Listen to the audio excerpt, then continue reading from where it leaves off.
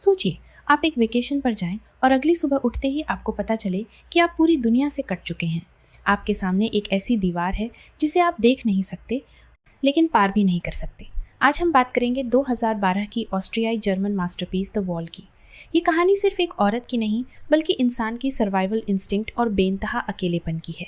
चलिए शुरू करते हैं। कहानी की शुरुआत होती है एक मिडिल एज्ड महिला से जिसका नाम हमें कभी नहीं बताया जाता। वह अपने दो दोस्तों ह्यूगो और लुइस और उनके कुत्ते लिंक्स के साथ ऑस्ट्रियाई एल्प्स के एक रिमोट हंटिंग लॉज में आती है। रात को ह्यूगो और लुइस पास के गांव जाने का फैसला करते हैं, लेकिन जब अगली सुबह तक वे वापस नहीं आते तो महिला को चिंता होती है। वह लिंक्स के साथ पैदल ही गांव की ओर निकलती है, लेकिन अचानक रास्ते में वह एक इनविजिबल वॉल से टकराती है। यह दीवार लोहे की तरह सख्त है लेकिन शीशे की तरह पारदर्शी।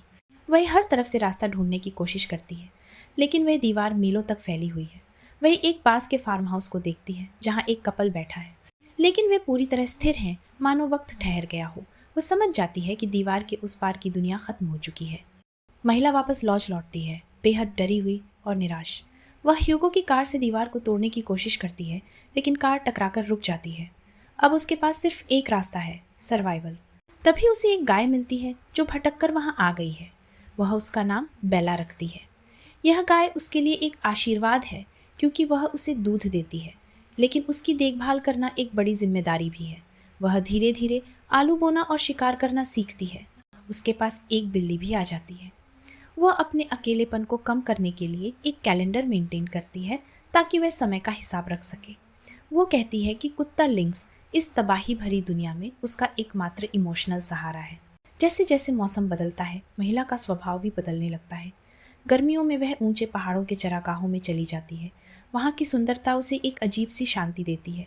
जल्द ही उसकी बिल्ली एक बच्चे को जन्म देती है जिसका नाम वह पर्ल रखती है।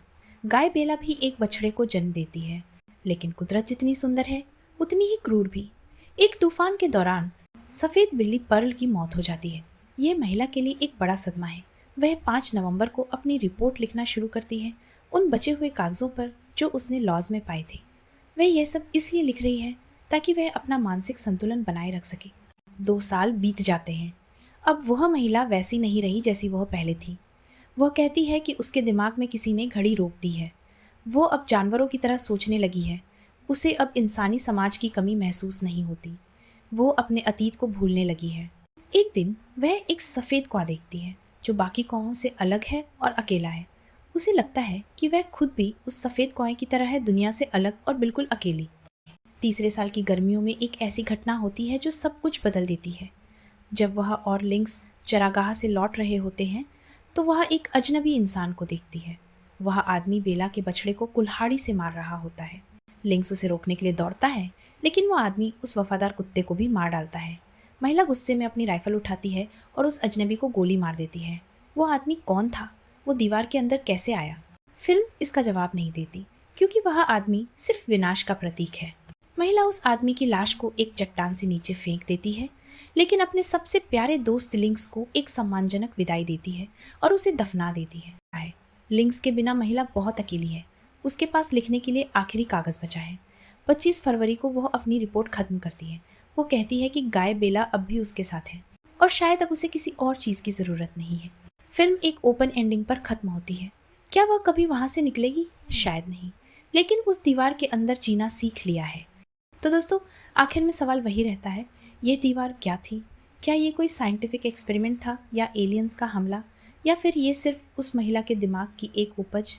अगर हम गहराई से सोचें तो यह फिल्म हमें एक बहुत बड़ा फिलोसॉफिकल लेसन देती है।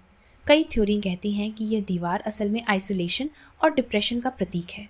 जिस तरह डिप्रेशन में इंसान अपनों के बीच होकर भी उनसे कट जाता है, ठीक उसी तरह ये महिला भी दुनिया को देख तो सकती थी पर उन्हें छू नहीं सकती थी। सबसे दिलचस्प बात फिल्म का वो अजनबी आदमी है। वह कौन था? वह दीवार के अंदर कैसे आया? शायद वह आदमी हमारे अंदर छिपी इनेट वायलेंस, अंदरूनी हिंसा को दर्शाता है जो सबसे शांत जगहों पर भी तबाही ला सकती है। लेकिन गौर करने वाली बात यह है कि जैसे जैसे फिल्म आगे बढ़ती है वह महिला अकेली नहीं रहती, बल्कि एकांत में रहना सीख जाती है। वो अपने पुराने सोशल सेल्फ को मारकर प्रकृति का हिस्सा बन जाती है। वह सफ़ेद कौवा जिसे वो देखती है, शायद वो खुद ही है, सबके बीच रहकर भी सबसे अलग। आपका इस फिल्म के बारे में क्या नज़रिया है? क्या आपको लगता है कि वो अजनबी आदमी सच में वहाँ था या वो महिला के अपने गुस्से का एक परछाई था। और सबसे ज़रूरी सवाल, अगर आप उस दीवार के पीछे होते तो क्या आप भी उसकी तरह खुद को बदल पाते या हार मान लेते? अपनी राय कमेंट्स में ज़रूर साझा करें। मुझे आपकी थ्योरी पढ़ने का इंतज़ार रहेगा। अगर आपको ये डीप एक्सप्लेनेशन पसंद आया तो इस वीडियो को लाइक करें और उन दोस्तों के साथ शेयर करें जो ऐसी फिल्में पसंद करते हैं। ऐसी ही माइंड बेंडिंग फिल्मों की कहानियों के लिए चैनल को सब्सक्राइब करके बेल आइकन दबाना न भूलें।